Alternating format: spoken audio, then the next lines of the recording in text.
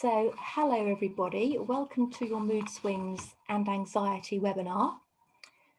I hope you're all comfortable with a glass of something nice and looking forward to getting started. So our special guest speaker this evening is Tony Parsons. Now, Tony has been a gynecology consultant since 1985, have I got that right? That's right. Good. And has worked in the field of women's hormones for over 40 years. He works for the NHS and for Nuffield Health. Now, Tony founded and directed the University of Warwick's master's course in sexual and reproductive health. He was the founding chair of the British Menopause Society and a member of the committee that drew up research-based national guidelines on the management of menopause for the National Institute of Healthcare Excellence and continues to be on their advisory panel. So Tony is still very much involved with training healthcare professionals, and his special interests include premenstrual syndrome and all problems relating to women's hormones. So ladies, you are in very good hands with Tony this evening. So Tony, thank you and welcome, and thank you for being so generous with your time. You're very welcome. That's great. Okay. So ladies, if you've got any questions, can you please put them in the Q&A box? You can use the chat box to chat amongst yourselves, but please put any questions in the Q&A box because that's the box that I will be looking at and keeping an eye on and writing your questions down. So when Tony's talking, I can get them written down and make sure that I ask your question for you, okay? So this session is for all women, from your teens, your 20s, through to perimenopause and beyond menopause. So hormones can have such an impact on women, whether premenstrual or peri or postmenopausal. During the menstrual cycle, there are fluctuations in hormones, and these can be much more noticeable and intense in women who are sensitive to normal hormonal changes, and indeed during the perimenopause transition. Now, women who have had surgical intervention and no longer have periods can all suffer cyclical emotional and mental duress. Now, these symptoms can manifest in volatility, mood swings, or rage. Some suddenly feel angry and vent at other people and may find their colleagues or friends avoiding them. No one wants to be that angry person. Now, some report hearing themselves shout rage at someone and feel that they have no control over it. They almost feel like a voyeur to the situation. Now, women who have had PMDD or postnatal depression are more likely to encounter perimenopausal issues in a bit more severity. Now, talking about anxiety, some women who have never had anxiety before find it very difficult to manage, as this is a completely new feeling to them. Women who have experienced anxiety previously in their life may find that it takes on an entire new level, premenstrually and perimenopausally. They can find it nigh on impossible to reassure themselves, and thoughts can become irrational and run away with them. What if, what if? Other women find themselves experiencing physical symptoms of anxiety, such as heart palpitations, stomach lunges, and or sweating. All of these symptoms will ultimately impact on one's self-esteem, self-confidence, and self-belief, and impact on their daily work, relationships, and home life. Women can find they are less resilient to life events and feel they have lost their way in life. This, combined with physical changes such as skin, facial appearance, thinning hair, can impact further on women's psychological and emotional health. So this evening's webinar will offer advice and tips on how to help you manage these symptoms that you're experiencing. Now, Tony is very happy to answer any of your questions. So as I said, if you pop them in the Q&A box, I will monitor and I'll make sure that those questions are asked for you, okay? So Tony, Did you want to start off by explaining the whys of mood swings, anger, rage? Why does it happen and what is going on with the hormones? Well, I can tell you what's going on with the hormones, but there's a Nobel Prize waiting for the person who can tell you why it has that effect. If we go through life and start with the menstrual cycle related changes, PMS, the problem there is that, we've been researching this for over half a century, but whatever you measure in somebody's blood, for instance, it changes with the menstrual cycle. So picking up what's actually going on is very difficult. It's almost certainly, as Victoria implied a bit earlier, that it's more to do with your sensitivity to the hormones and how your brain responds to the hormones.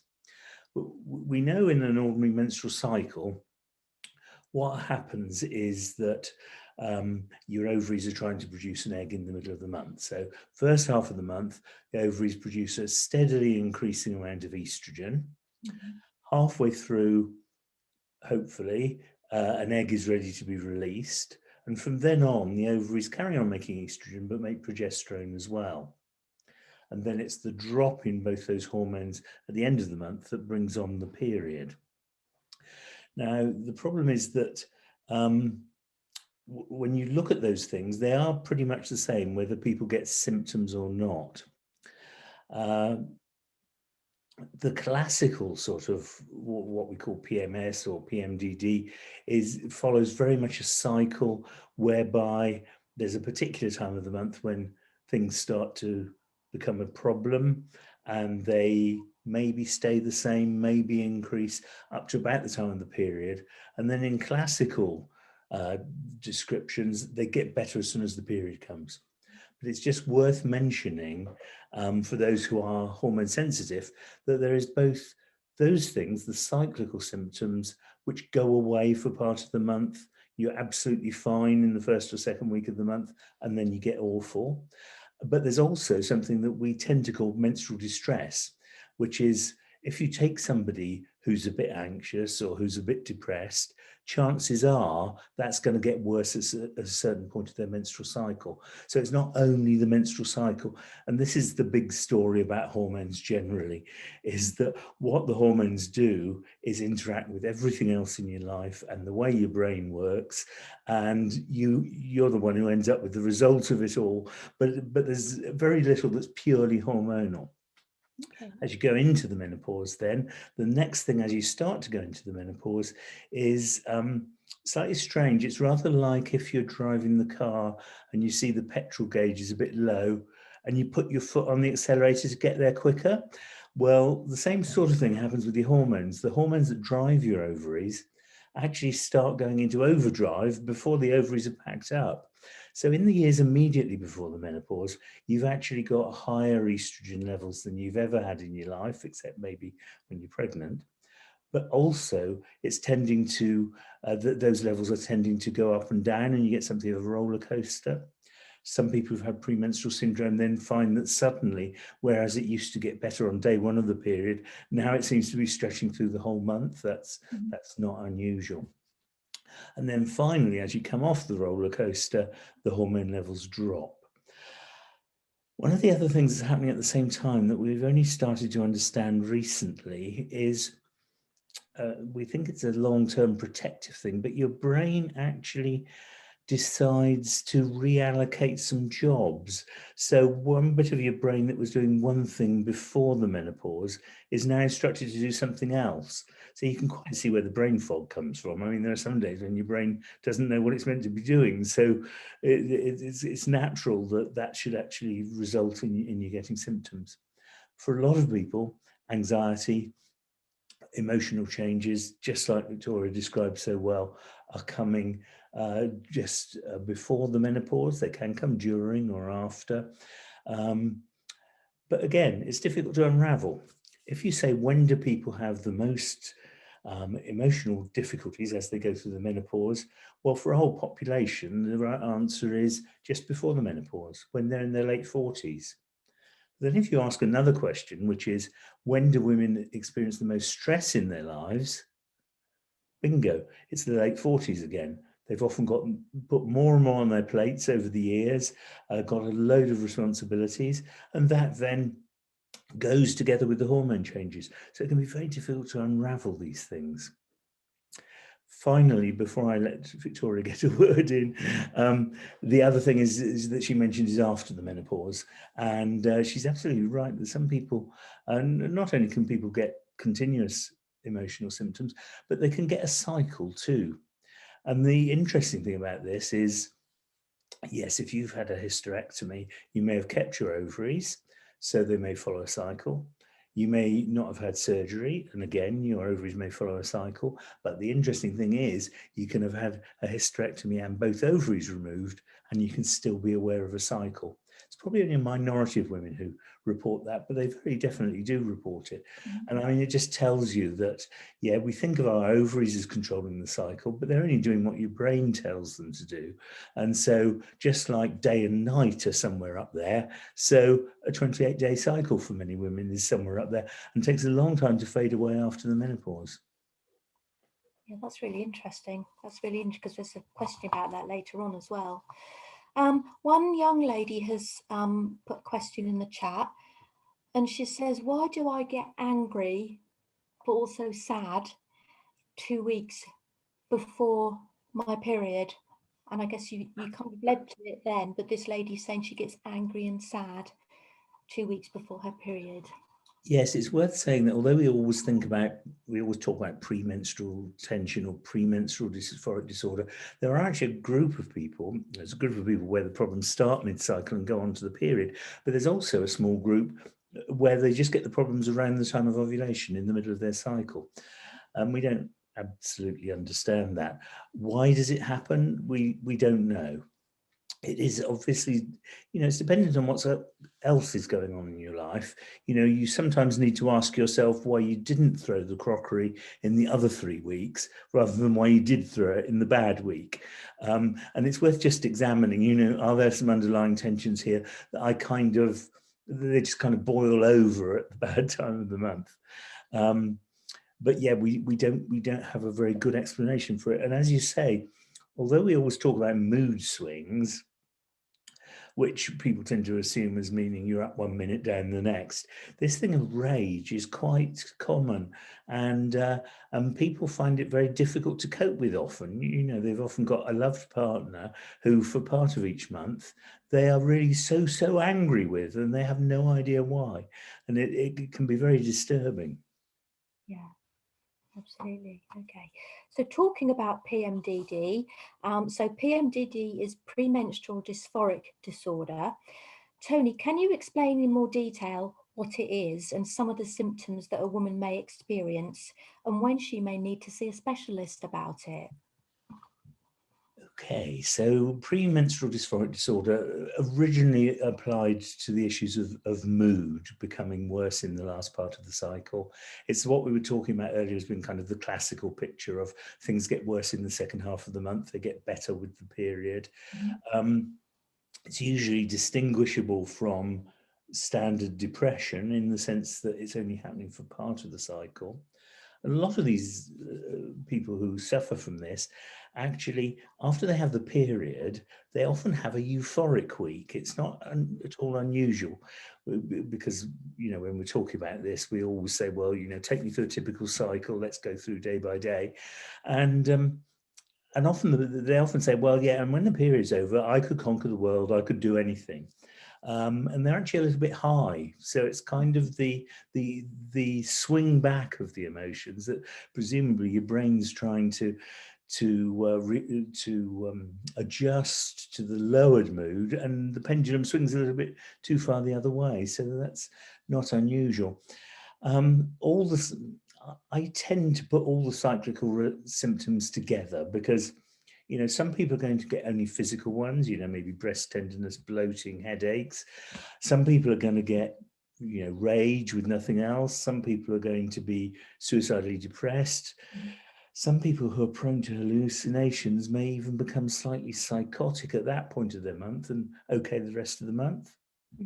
Asthma can change on the basis of the menstrual cycle. So there's a load of things that can change. And I tend to try and look at them globally if I can. We don't really know whether they've all got exactly the same cause, but the whole issue is about the pattern, really. Okay. The other thing you asked, Victoria, was about when do you go to see a specialist? Well, the trouble is, this is like all problems with women's hormones. You may have a general practitioner who is absolutely whiz with this and has spent all her life, because it usually is a she, has spent all her life with an interest in this area, who will deal with it absolutely no problem. Mm-hmm. You get another group of doctors who, when you start mentioning your menstrual cycle and the symptoms going with it, the shutters come down. And it's not through any ill will on their part. It's just that we all feel a bit ignorant about these areas. So whether you need to ask for a specialist depends on what you get in primary care. I would start off talking to your own doctor about it.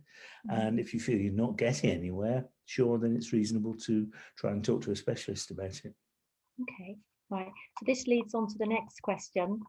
How can I push for the doctors to recognise I have hormone issues related to PMDD? I have had checks with various departments such as cardio, gastro, and they've all been clear. But this lady feels like she's been signed off, discharged, but with no support. So she feels like she's not being listened to, yet she knows her body that it is something to do with hormones. So she's like, how can I push to for help, Yeah, basically? yeah. I mean, this thing of nobody listens to me is one of the commonest complaints, and it's partly because people go into the consultation feeling, this isn't really me. I don't know how to explain it. Nobody could understand, and very often, that turns out to be true, that you don't get listened to. If you're going to see somebody with PMDD, what I would do at the start is I would do yourself a diary. Now, don't do yourself a detailed diary. Don't have one colour for a little headache and another colour for a slightly bigger headache and another colour for a migraine. Don't go into too much detail, because that's a heart sink for the doctor. What you need to do is to document the pattern, because very often they'll say, oh, that can't be to do with your hormones. And a lot of other people have been taught that when somebody comes with these symptoms, you send them away for 3 months to do a diary. So rather than get into that, draw yourself a typical month. Do it over the course of 2 or 3 months, the symptoms, and then draw yourself a pattern. Or, if the doctor's interested, they'll draw a pattern with you. And you can see then, okay, this is likely to be partially hormones, or this is likely to be a purely hormonal thing, or this doesn't seem to really bear any association with your cycle once you write it down. So doing some sort of diary like that can really be very helpful. And then following that, you just need to be a bit pushy, to be honest. You need to say, look, this is spoiling my quality of life. Everybody around me is suffering too. I need some help. Can you give me some help, or should I see a specialist? Yeah, that's a very good tip. Thank you for that. So someone says, I have a variety of premenstrual symptoms from day 15 onwards, and sometimes those symptoms eat into her period too.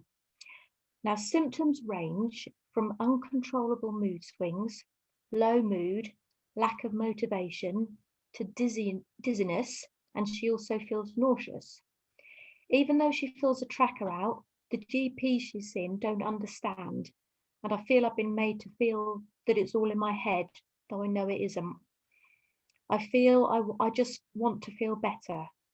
Do you have any suggestions, please? Yeah, I mean, that sounds like a classical picture. And, we were saying earlier on, all the textbooks say, oh, it gets better on day 1 of your period. Well, as it gets worse, it tends to eat into the period a bit. But I mean, this lady's asked this question. Over half of her life is being messed up in terms of quality of life.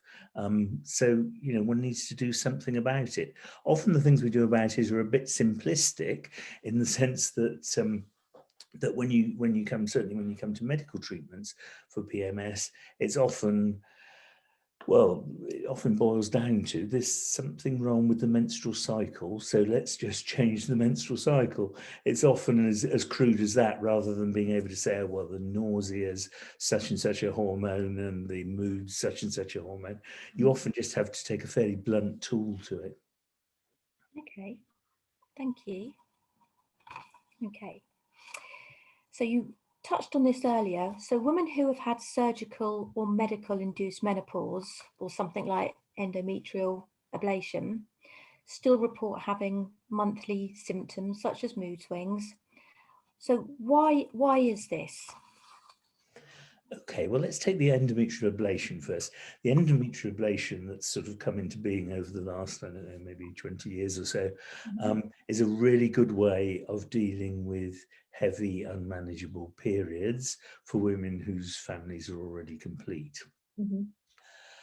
Basically, what it's doing is saying, well, periods come from shedding the womb lining. If we destroy the womb lining and leave perfectly healthy scar tissue there instead, then at the best, we're not going to have a period, and at the worst, we're going to have periods that are much more manageable.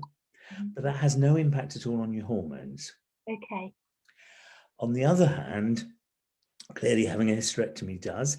If you have a hysterectomy, but they hang on to your ovaries, there's still maybe about a quarter of women find that their ovaries give up relatively quickly. And on average, everybody who has a hysterectomy and hangs onto their ovaries, they probably on average have a menopause about 18 months earlier than they would otherwise have done, because the ovaries are giving up earlier. Now, clearly, while you've still got your ovaries, you can still have cyclical symptoms. And as we said earlier, even without the ovaries, you sometimes can. Have I answered your question, Victoria? I think you have. You have. Thank you. So someone says here, I have unpredictable rage every 4 weeks. I have not been able to identify any triggers. It just happens out of nowhere. I then feel wretched and a horrible person, then annoyed with myself. So this lady asks, any suggestions? Yeah, that's an awful situation to be in, isn't it? And you spend the whole of the rest of the month making it up to everybody, and then bang, it comes back again the next month. I mean, you know, if it really is every 4 weeks and at about the same stage of your cycle each time, that is almost certainly hormonal. You know, and given that we don't know quite why people feel like that, I mean, I'm very much in favor of psychological approaches, psychological therapies, and so forth. You know, for anybody who feels like that all the time, that's absolutely the road to go down. But when you just feel like it for a particular time in each month, then I think a hormonal approach probably works better. It's perhaps worth saying at this stage that for people who get symptoms like that, for some people, some of the modern antidepressants, SSRIs, selective serotonin reuptake inhibitors, so things like paroxetine, fluoxetine, citalopram, sertraline, that sort of family of medication can be quite helpful. And it's not working like it works when it's an antidepressant. You know, if I'm depressed all the time and I go on to an SSRI, anxiety goes quite quickly, but depression will take quite a bit longer to go. But in fact, there are a proportion of women who will respond to SSRIs just taken on a cyclical basis. You know, so if you just feel bad in that last week, maybe it's worth trying taking something like that just for that week. I mean, there are a lot of people who then it doesn't really work that well and they go on to taking them continuously, but they can be very helpful potentially. And that's the only, I think it's fair to say, that's the only proven non-hormonal approach to this problem, other than, as we were saying, all the sort of talking therapies and so forth. Yeah. So I guess something like cognitive behavioral therapy, something like that maybe. Cognitive behavioral therapy, that sometimes people call CBT, is really helpful. I mean, I can't recommend it too highly. It's good for all sorts of menopausal symptoms. It's certainly good for premenstrual syndrome. And these days there are some pretty good online do-it-yourself CBT programs that you can find. So it's basically what it does is it trains you to view and react to your symptoms in a different way, and it can really be very useful. It can be very useful for sleep problems too. We haven't talked about sleep, but it's very common both in PMS and in the menopause to have major difficulties with your sleep. Yeah, absolutely. And I guess this lady says it's unpredictable, so something like a tracker, if she keeps a tracker for each day, she may be able to identify triggers that Yes, she's aware of by keeping a record of them. yes, that's right. I mean, you'd think we'd automatically see patterns, but we tend not to. I see a lot of people who say, this has been going on for years, and I've just realized what the pattern is. So, yeah, it's well worth just, as you say, tracking it and seeing if that throws any light on it. Right. So our next question, I'm embarrassed to say I can't control my outbursts at work. I've shouted at colleagues and managers and fly off the handle at them.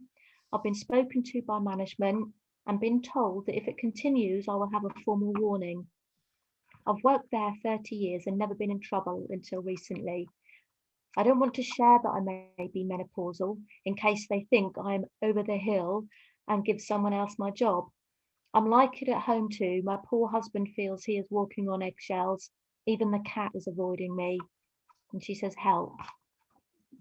Yes, it's bad when even your cat avoids you. Absolutely, bless her.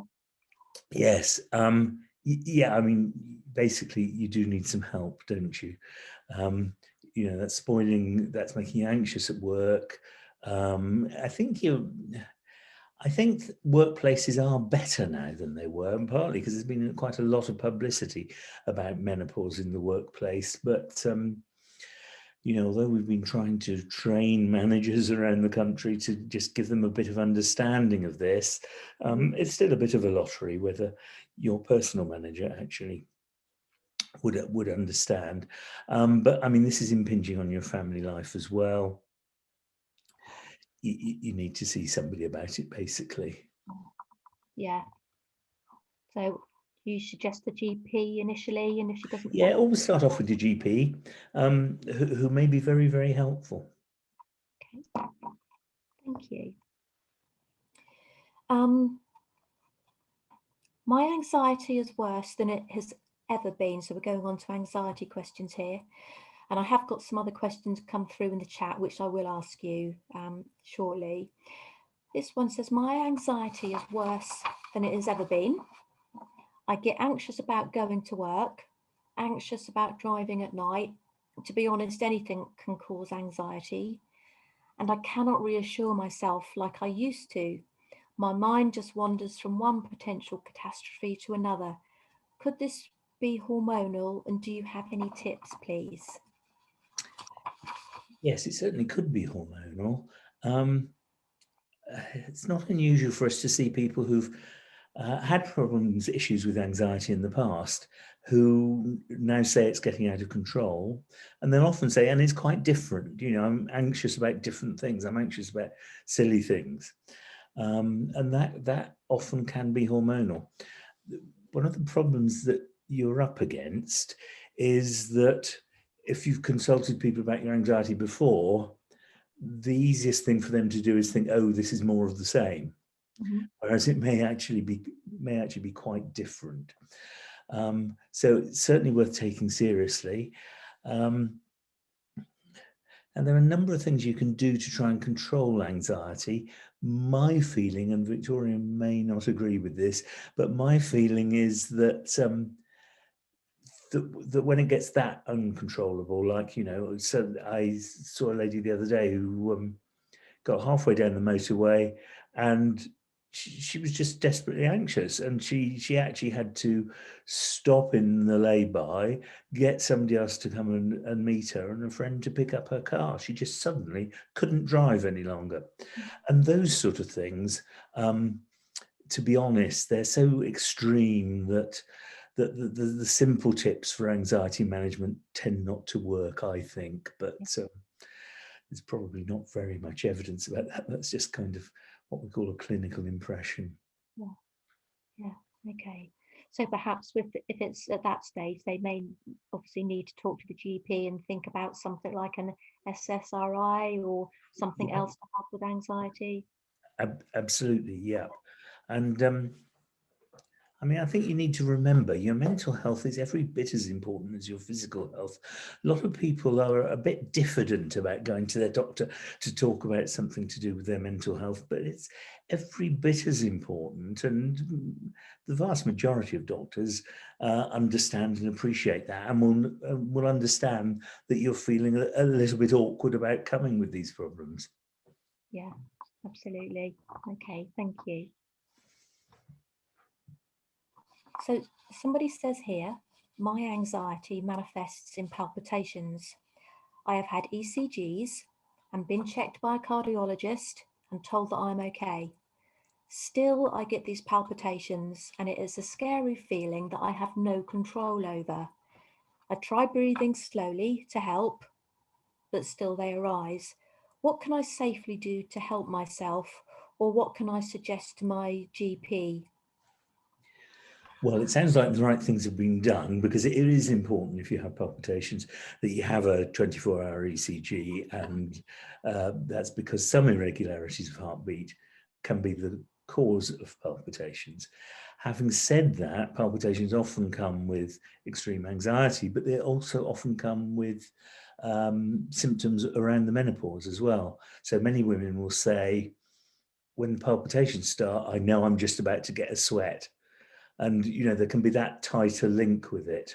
Mhm. And always, as for this lady, we check out your heart, that make sure we're not missing anything, but it can be a purely hormonal thing.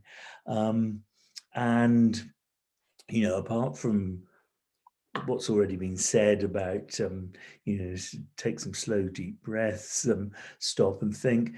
In fact, palpitations tend to be a little bit self-perpetuating, in the sense that once you get a run of them, they often take a little while to settle down. Did we ought to say anything about the breathing? Yeah. Yeah, the thing about the breathing is you want to do what we call abdominal breathing. So you want to slowly breathe in, and the best thing to do, sorry, I'll stand to demonstrate this. Best thing to do is put your hand there on your tummy as you're breathing in, and you're breathing in by pushing your tummy forward, and that's pulling the air into your lungs. Then when you get to the end of that breath, you pause. Okay. Some of us may be able to pause longer than others, but you pause just for a little while, and then you slowly breathe out. And if you keep doing that a number of times, that tends to slow your pulse and slow your respiration rate. So that, for some people, that can be a useful technique. It can also be useful at night when you can't get to sleep as well. Just doing that for a little while will sometimes do the trick in terms of getting off to sleep. Yeah. And I guess if you've got sort of anxious thoughts as well, focusing on the breathing may help reduce that too. Absolutely, yes. I mean, it's partly the breathing, it's partly also, as you say, it's working as a distractant as well. And that's really important. And I think we're understanding that more and more about both anxiety and depression, is that the brain gets into the habit of the bad thoughts. Mhm. And you've got to get yourself away from them, even if what you're thinking about is rubbish. You've got to distract yourself from those thoughts, because they're self-reinforcing. Okay. So there's some good tips there, ladies. So I hope you're taking notes. So is hormonal anxiety always cyclical? And if not, how can you determine whether the anxiety is being influenced by hormones or not? Yes, that's a very good question, really. No, it isn't all cyclical. Um, Certainly, it happens to women around the time of the menopause, when they may still be getting periods, but they haven't got a cycle as such. How can you tell the difference? I suppose the two key differences are, one is it's different from anxiety you felt in the past. Mhm. When I say that, one of the things we haven't addressed yet really is they're clearly a group of, let me move back one step. Some women, you could do anything with their hormones and they would not notice the difference. Other women, very small hormonal changes make a big difference. There are a group of women where premenstrual syndrome, postnatal anxiety or depression, perimenopausal problems all belong together because of their sensitivity to the hormones. And so putting that on one side, apart from that, the question is, have you been anxious like this before? If you think, oh, yes, it's just like I felt last year when I was stressed at work, it's less likely to be hormonal. But if you say, well, as I often hear people say, well, look, really, everything's good in my life. The children have got on well. They're out of from under our feet now. I get on well with my partner. We're financially secure. So why am I anxious? Well, that's when it's more likely to be hormonal, basically. Okay. So another question, my periods have stopped and I worry about no longer being a normal woman. I no longer feel attractive and I feel anxious about going out as I feel everyone is looking at me, knowing how I feel. Is this normal? Ladies ask. Well, it's obviously very upsetting. I mean, I'm assuming that this is a lady who would normally be expecting to get her periods at this stage. At any one point, about one woman in 50 isn't having periods when she would expect to have them. The reasons for that are usually hormonal. Other things can stop your periods. If you're over-exercising, for instance, if you've lost a lot of weight, those sort of things can stop periods. But for at least sort of 80 to 90% of women whose periods stop, there's a hormone reason for it. So no, you're not abnormal. It happens to an awful lot of people, but it's worth having a hormone test to see what's going on, really. Absolutely. Okay. So I'll just ask the other questions I've got on the sheet, and we've got a few more coming in the Q&A. So thank you, ladies. And if any of you have any other questions, please pop them in, okay? So does Agnus Catus help with low mood? Okay, well, this opens a whole area about things that you can get over the counter that aren't prescribed. The difficulty with all of them, and we looked at this, Victoria was mentioning earlier on about how we wrote nice guidelines. That was just about the menopause. But we did look, or I say we looked, the clever scientists who were working with us looked at all the available research. And the problem with all the non-prescribed things is that the available research isn't very good. So it's not to say they don't work, it's just to say nobody has properly, rigorously proved that they work. And it's probably complicated by the fact that, they work for some people and they don't for others. Plus, hormonal things are very responsive to what we call the placebo response. We don't understand why, because we don't really understand the placebo response. But what it means is that if you gave, in most hormonal situations, if you give somebody dummy tablets and say they're hormones, you'll get about a 40% success rate in terms of the symptoms responding. And it's no reflection on the people it's happening to. We just don't understand it at all. So the two issues really with something like Agnus Castus is not proven and no real long-term safety data. I suppose we should say Agnus Castus comes from the root of something called the chaste tree, and there is some evidence that it may help with PMS and with anxiety, and I certainly see people whom it has helped. We just don't have the same rigorous data on it and the science that we have on some of the other things we use. Okay, and I guess if this lady's considering having this, I would just check with her pharmacist if she's on any other prescribed medications, check for any interactions. Thanks, Victoria. That's a really good point. Yes, always do that. Agnus Castus generally is okay, but some of the other things you might get over the counter, say like black cohosh, can have interactions with other things you might be taking. So yeah, absolutely, Victoria, and pharmacists are really good at that. Okay, thank you. So I've got a lady here asking, why is my memory negatively affected in menopause? Is this different to the experience of brain fog? Right, well, that's really good because So far, we've been talking about emotional symptoms, and we Mm. haven't talked about what we call cognitive symptoms. So the cognitive ones are about the way your brain does its thinking. And they're really important. And of course, they overlap because if, for instance, and this happens to all of us with time, if you're trying to recall a name or something, you can't recall it, then that in turn affects your confidence. If you're trying to make a decision and you can't remember what all the components of that decision need to be, you lose confidence.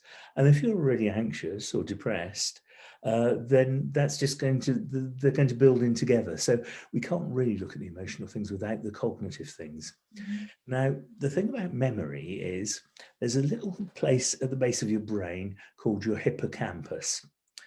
Those of you who have anything to do with computers, it's like your processor. Okay, the rest of your brain is like your hard drive, and the hippocampus is like your processor. So it takes things off and puts them on the screen, or it takes things that are happening to you and puts them into the hard drive, into the memory. The problem is it's absolutely stuffed with what we call estrogen receptors. So all the little cells in it have all got the ability to respond to changing estrogen levels. So the first thing I always ask people if they say they're having a memory problem at the menopause is, what sort of things do you forget? And they say, I forget where I put my car keys. Well, that's usually an attention problem, that they never told their brain where they put them in the first place. So of course they can't find them. But the other things are, Susie blogs. I was at school with her and there she was coming down the street and I couldn't remember her name for the life of me. And probably the best test is, so if I tell you a name, will you recognize it? If I say, yes, of course, absolutely. It's just I can't recall it. So it's not quite the same as memory. It was there on the hard drive. You just couldn't get it off. Mm-hmm. Or maybe it took a minute or two for it to come off, and when you'd gone around the block, then you remembered what her name was. So it's really important to know that's quite different from beginning to develop problems with long-term memory and dementia and so forth. Often is menopausal, overlaps with brain fog, really. Brain fog is a rather more recent term that people have been using, but it's really caught on because it describes it so well. But that actually, talking about brain fog, gives me the opportunity or reminds me to say just a little bit more about brain fog. All sorts of things can cause brain fog. Hormones can definitely cause brain fog. Chemotherapy treatment for cancer can often cause brain fog. Sometimes they describe it as being chemo brain, just meaning that the brain for a while is not working so well. Your brain's very plastic. When I was at, this is a while ago, of course, but when I was at school, we were always taught, that once you've got your brain, that's it. And it's no longer capable of doing any new development, but that's not true. Just like we were saying at the menopause, other bits of your brain can take over jobs. So when you get brain fog, other bits of your brain can take over jobs. But the other thing that's really topical is this issue of long COVID. I was saying to Victoria the other day when we were talking that about 10 days or so ago in the national press, there was a study reported which showed that the majority, I think it was 2/3 or something, of people who have long COVID are women between 40 and 60. And then it listed the sort of symptoms you can get with long COVID. And they were very similar to the list of symptoms we've got for the menopause.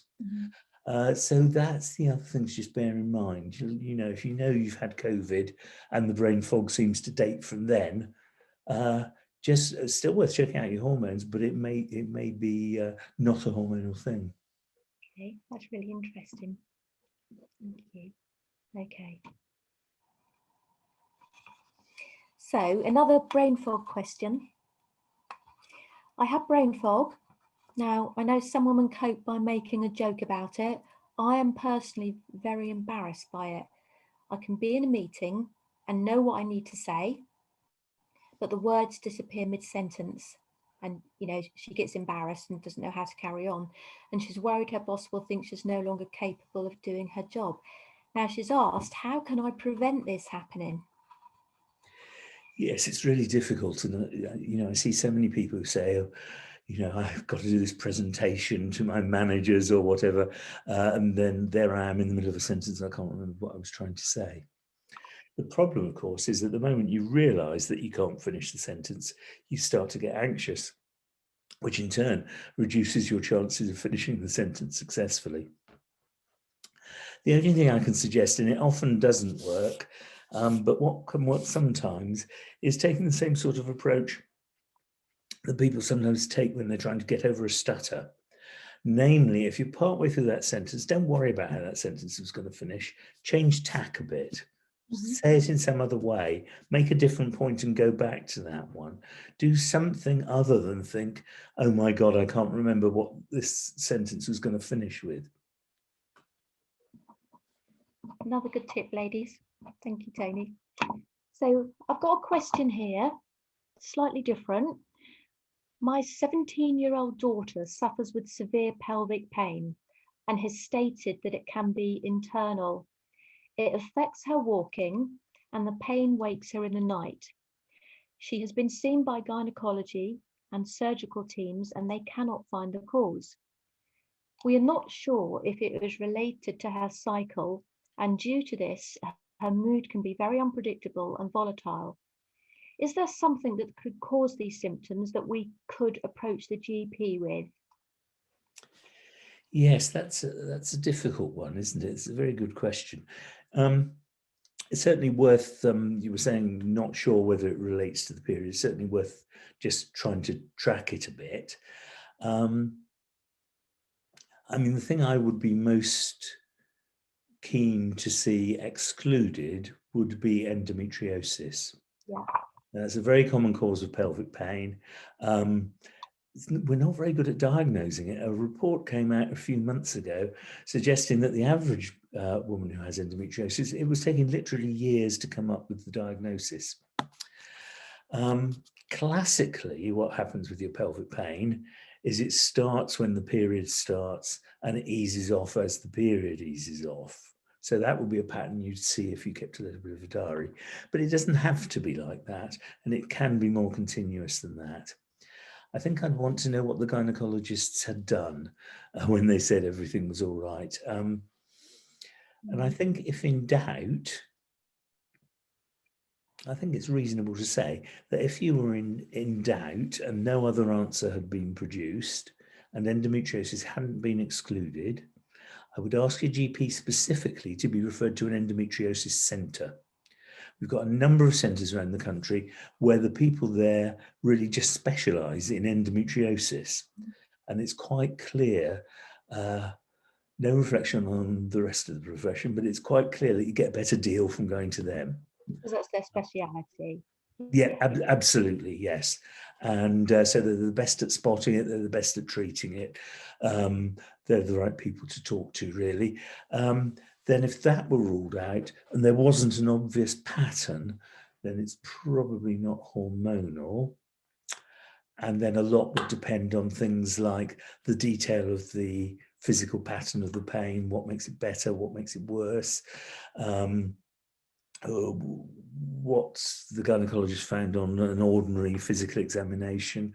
All those sort of things would influence what you might think was going on. But again, if you think it could possibly be endometriosis, sorry, I should explain a bit about endometriosis. It's just that you get little bits of tissue which are very much like the womb lining, but they're outside the womb and inside your pelvis. So what that means is when you bleed with your period, these little areas bleed. And so they can cause pain and they can cause scarring. And it's, as we've been saying, it's really quite a common condition. So although we were saying, yes, there may be other explanations, again, somebody like an endometriosis centre should not only be able to tell you you're okay, it isn't endometriosis, but should be able to come up with some suggestions as to whether there are any other tests that might be useful. That's certainly at the age of 17, worth sorting out. You need to be having fun when you're 17, not putting up with that. Exactly. So we've got one more question and then we'll sort of talk about lifestyle factors and then we'll wrap this session up.